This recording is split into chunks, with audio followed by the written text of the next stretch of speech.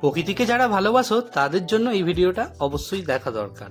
আজকে গেছিলাম বল্লভবাটি ধসা রোডে এই জায়গাটার নাম আমি জানি না, তবে এখানে দেখো একটা ব্রিটিশ আমলের বাড়ি টাইপের করা আছে, আর সামনে ছিল এরকম একটা পুকুর, আর এর কাঠের সিঁড়ি দিয়ে ওপরেও যাওয়া যেত।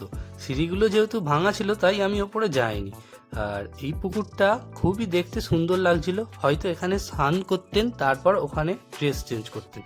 তারপর এখান থেকে কিছু আগে এগিয়ে গিয়ে আমরা পৌঁছে গেছিলাম মহেন্দ্রলাল নগর স্টেশনে।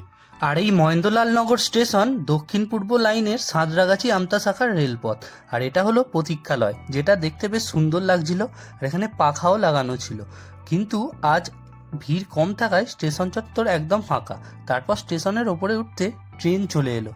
প্রকৃতির মধ্যে এই স্টেশন, যা মূলত চালু হয়েছিল 2002 থেকে 2004 সালের মধ্যে।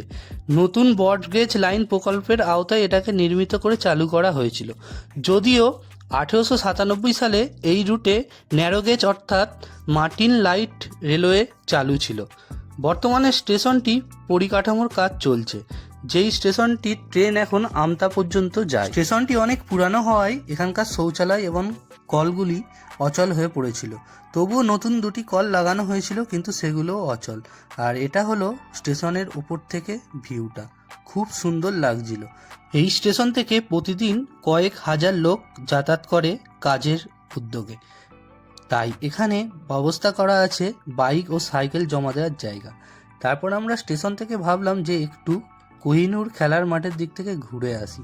তো অনেক আগে এই মাঠের নাম শুনেছি, আর এটাই হলো সেই কোহিনূর খেলার মাঠ। এখানে অনেক ছেলে ভোরবেলা ছুটতে আসে, আর এখানে অনেক খেলাও হয়, ক্রিকেট, ফুটবল সব কিছু খেলা হয়। তোমরা কে কে এই মহেন্দ্রলাল নগর স্টেশন থেকে যাতায়াত করো, আর কে কে এই কোহিনূর মাঠ সম্পর্কে জানো, আমাকে কমেন্টে জানিও। তাহলে আমি বুঝতে পারবো যে তোমাদের কাছে ভিডিওটি গেছে। ভিডিওটা ভালো লাগলে অবশ্যই একটা লাইক করে দাও, আর চ্যানেলে নতুন হলে সাবস্ক্রাইব করে দাও। ফেসবুক ইনস্টাগ্রাম থেকে হলে অবশ্যই ফলো করে দাও আর শেয়ার করে দাও। চলো টাটা।